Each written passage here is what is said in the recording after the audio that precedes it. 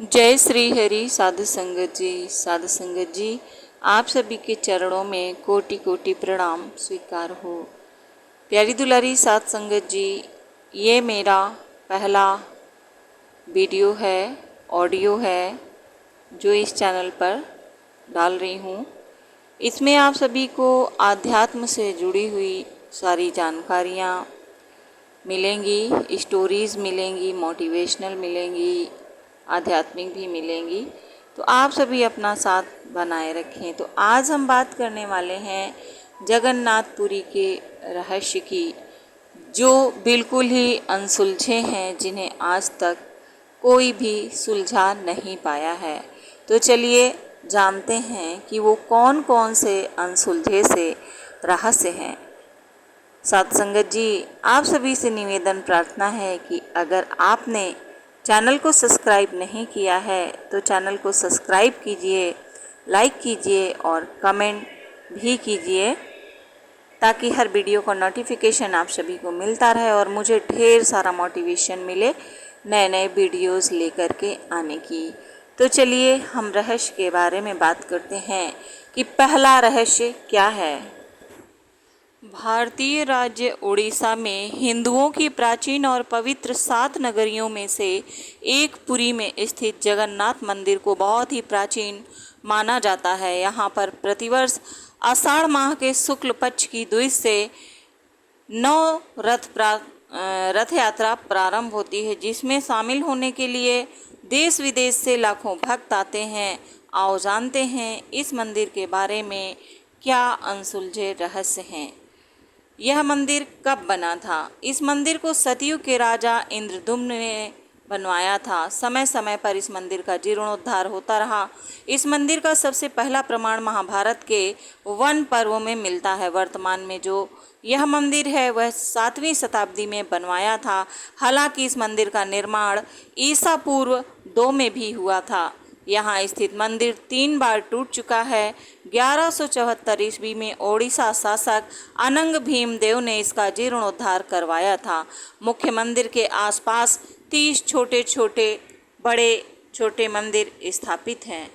दूसरी बात इसके बारे में ये है, ब्रह्म और स्कंद पुराण के अनुसार यहाँ भगवान विष्णु पुरुषोत्तम नीलमाधव के रूप में अवतरित हुए और सबर जनजाति के परम पूज्य देवता बन गए। ज्येष्ठ पूर्णिमा से आषाढ़ पूर्णिमा तक सबर जाति से के दैतापति जगन्नाथ जी की सारी रीतियां करते हैं। तीसरा है श्री हरि विष्णु पूजे गए श्री राम के रूप में।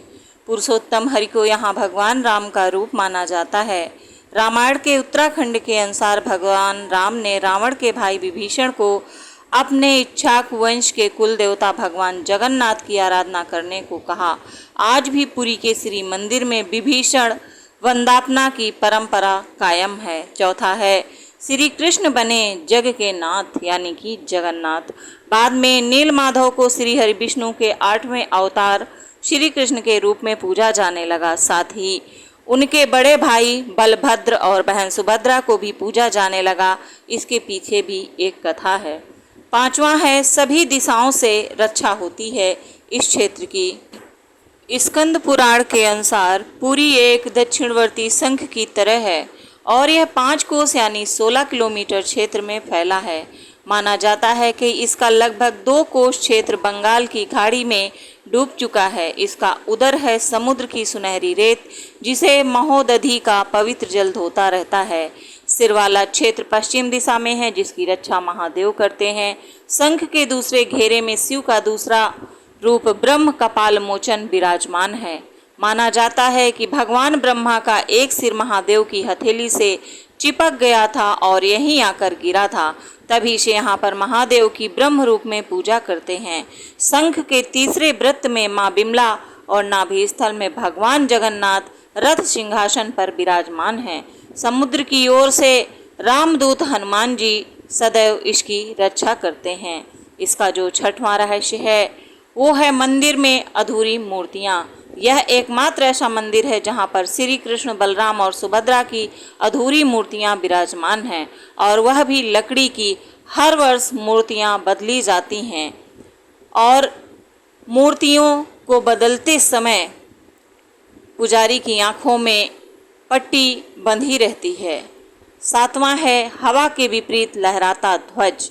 श्री जगन्नाथ मंदिर के ऊपर स्थापित लाल ध्वज सदैव हवा के विपरीत दिशा में लहराता है। ऐसा किस कारण होता है यह तो वैज्ञानिक ही आज तक नहीं बता पाए, लेकिन यह निश्चित है, आश्चर्यजनक बात है, प्रतिदिन सायंकाल मंदिर के ऊपर स्थापित ध्वज को मानव द्वारा उल्टा चढ़कर बदला जाता है। ध्वज भी इतना भव्य है कि जब यह लहराता है तो इसे सब देखते ही रह जाते हैं। ध्वज पर शिव का चंद्र बना हुआ है। 8वां जो रहस्य है इसका कि इसकी गुंबद की छाया नहीं बनती है। मंदिर के पास खड़े होकर इसका गुंबद देख पाना असंभव है।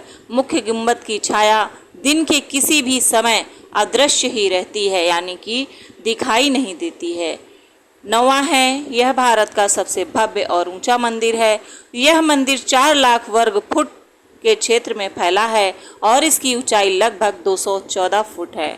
10वां रहस्य है चमत्कारी सुदर्शन चक्र। पुरी में किसी भी स्थान से आप मंदिर के शीर्ष पर लगे सुदर्शन चक्र को देखेंगे तो वह आपको सदैव अपने सामने ही लगा दिखेगा। इसे नील चक्र भी कहते हैं। यह अष्टधातु से निर्मित है और अति पावन और पवित्र माना जाता है। 11वां है हवा की दिशा। सामान्य दिनों के समय हवा समुद्र से जमीन की तरफ आती है और शाम के दौरान इसके विपरीत, लेकिन पुरी में इसका उल्टा होता है। अधिकतर समुद्र तटों पर आमतौर पर हवा समुद्र से जमीन की ओर आती है, लेकिन यहाँ हवा जमीन से समुद्र की ओर जाती है। 12वां रहस्य है गुंबद के ऊपर नहीं उड़ते पक्षी। मंदिर के ऊपर गुंबद के आसपास अब तक कोई पक्षी उड़ता नहीं देखा गया। इसके ऊपर से विमान नहीं उड़ाया जा सकता। मंदिर के शिखर के पास पक्षी उड़ते नजर नहीं आते, जबकि देखा गया है कि भारत के अधिकतर मंदिरों के गुंबदों पर पक्षी बैठ जाते हैं या आसपास उड़ते हुए नजर आते हैं। हालांकि यह भी कहा गया है कि जिस दिन भी ऐसी घटना घटेगी समझना अशुभ समय प्रारंभ हो चुका है।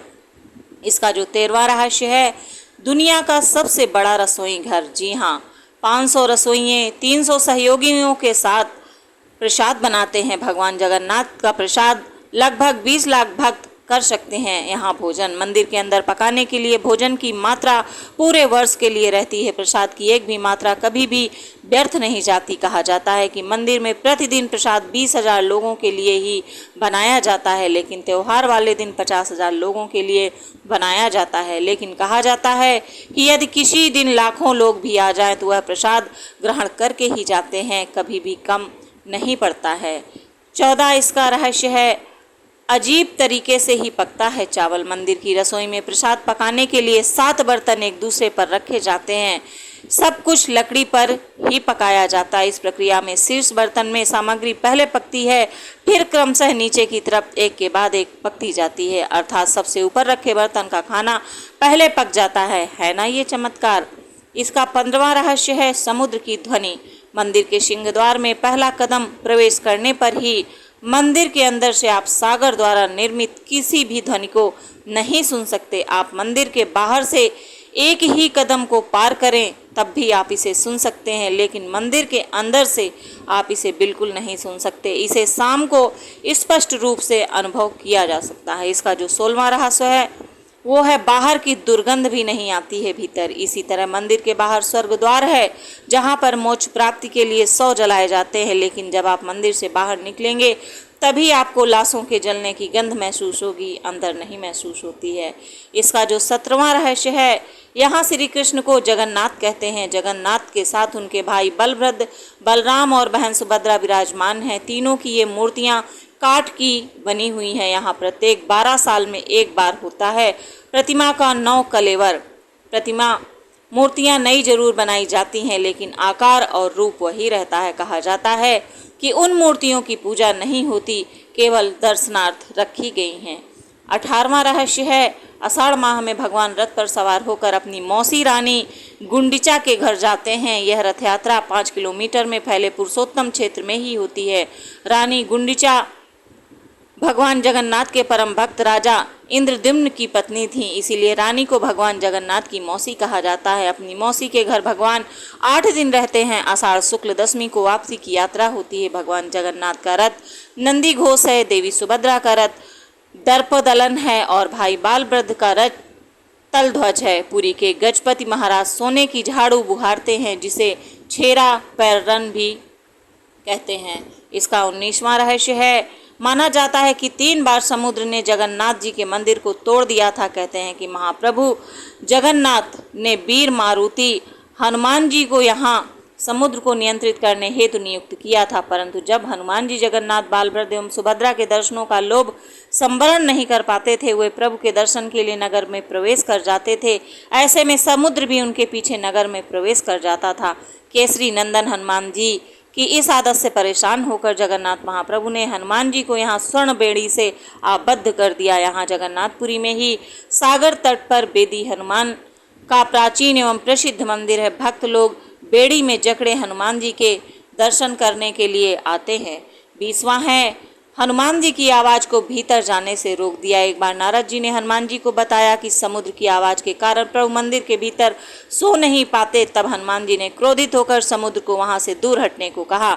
इस पर समुद्र देवता ने प्रकट होकर कहा, मेरी आवाज़ तो आपके पिता पवन देव के कारण ही चारों दिशाओं में जाती है, आप उनसे विनती करें। तब हनुमान जी पवन देव से इस आवाज़ को रोकने को कहते हैं। तब पवन देव कहते हैं कि पुत्र, यह संभव नहीं है, परंतु तुम्हें एक उपाय बताता हूँ। तुम्हें मंदिर के आसपास ध्वनि रहित वायु कोशीय वृत्त का वितरण बनाना होगा, जिसकी वजह से मंदिर के अंदर आवाज़ नहीं जाएगी। तब से यह ध्वनि आसपास घूमती रहती है, लेकिन मंदिर के अंदर नहीं जाती है। 21वां